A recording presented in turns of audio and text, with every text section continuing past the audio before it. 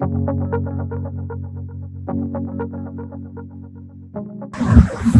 good morning. I get to bring you our Matthew morning devotional today, and our reading for this Wednesday, day 3, is Matthew chapter 2, verses 1 through 15.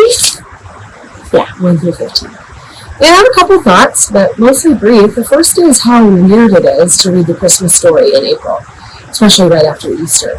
For me, the story of the wise men and the Magi and King Herod is usually flanked by Christmas trees and lights and garland, and I think one thing that I found is when you strip away the trappings of Christmas, this story seems much more gritty, almost brutal when you get into tomorrow's reading. But that's the first thing. It's just how strange it is, and I wonder for you, as you read the Christmas story out of the context of our holiday of Christmas, what felt different in the story.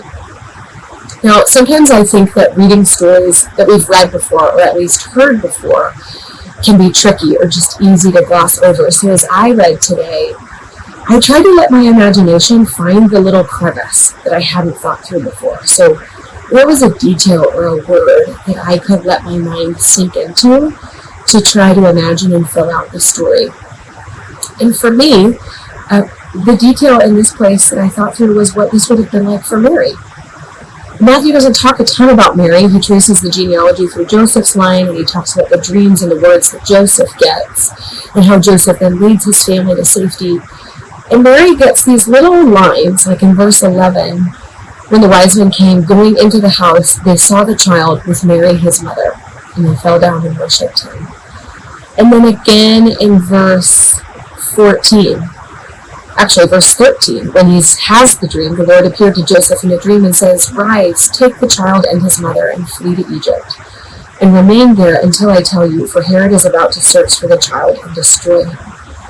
And this next reference is again, the child and his mother. And he rose and took the child and his mother by night. Now, full disclosure, I'm 20 weeks pregnant with our third kid, so the idea of a mother in Scripture was fascinating to me about what her experience is like. And I think it's interesting that she's referred to with the child. It's Mary, his mother, or the child and his mother, as though they're this unit. And we can guess that Jesus is somewhere between birth and 2 in this story. And for me, that resonated because I am doing life with really tiny children right now.